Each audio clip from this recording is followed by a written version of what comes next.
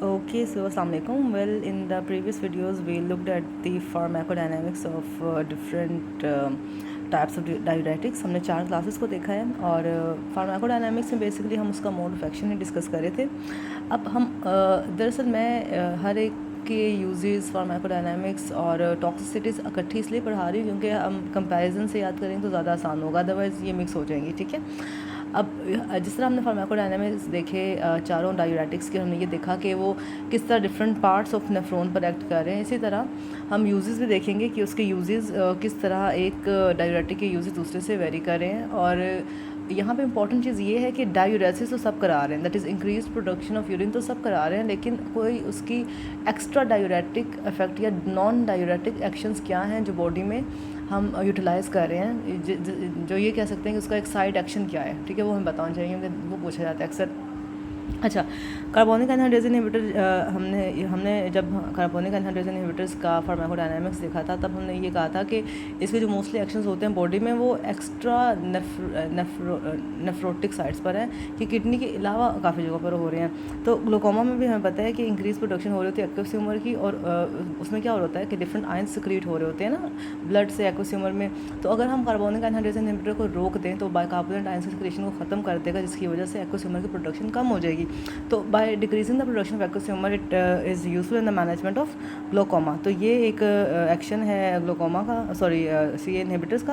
और इसमें important classes आती हैं, उसमें टॉपिकल एजेंट्स आते हैं डोरजोलामाइड and ब्रिंजोलामाइड.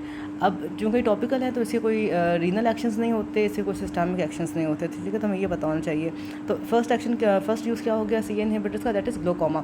Second is urinary alkalinisation. अब हमें पता है कि जब हम कार्बोनिक एनहाइड्रेज इनहिबिटर्स देते हैं तो यूरिन में बाइकार्बोनेट आयंस की सिक्रीशन ज़्यादा हो जाती है. ठीक है, बिकॉज वो रीअब्जॉर्ब नहीं हो पा रहे. ठीक है, अब अल्कलाइनाइजेशन का फ़ायदा हम इस तरह से उठा रहे हैं कि जो यूरिक एसिड है या सिस्टीन है, अगर बॉडी में ज़्यादा प्रोड्यूस हो रहे हैं तो these become insoluble and these form stones in the kidney. तो अगर हम एट अ एसिडिक पीएच, अगर एसिडिक पीएच होगी तो यूरिक एसिड और सिस्टीन स्टोन्स बना देंगे.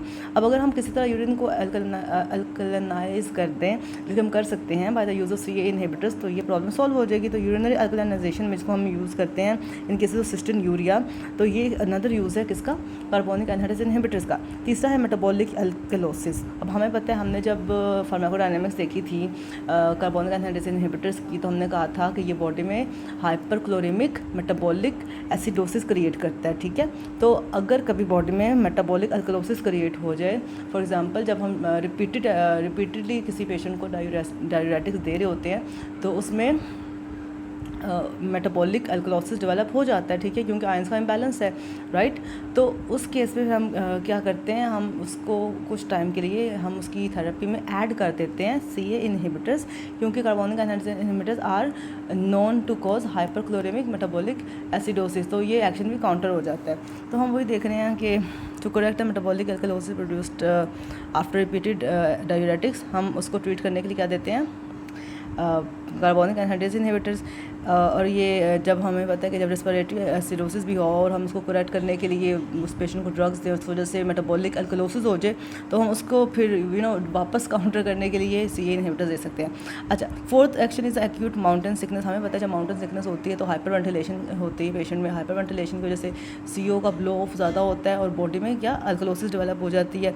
अब उसको काउंटर करने के लिए एस्ट्रोजोलामाइड क्या करता है, इंक्रीज़ कर देता है एक्सक्रीशन ऑफ बाइकार्बोनेट आयंस, जिसकी वजह से क्या अगेन वो जो एक प्रोड्यूस हो रही थी एल्कलोसिस बॉडी में, वो काउंटर हो जाती है.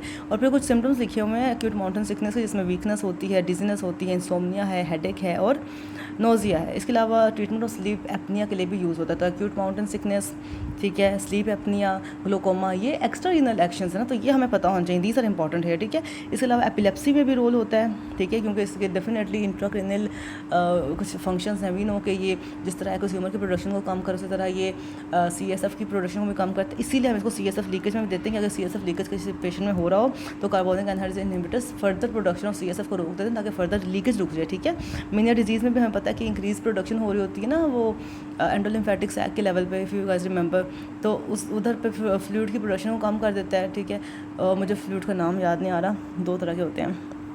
एनीवे बट स्टिल उसमें भी इसका रोल है। इडियोपैथिक इंट्राक्रेनियल हाइपरटेंशन में, हाइपोक्लेमिक पीरियोडिक पैरालिसिस में, मतलब जो आप ये देखेंगे मोस्टली जो सीएनएस से रिलेटेड डिजीज़ हैं उसमें इसका रोल आ रहा है सी इनहिबिटर। तो ये आपने बात माइंड में रखनी है।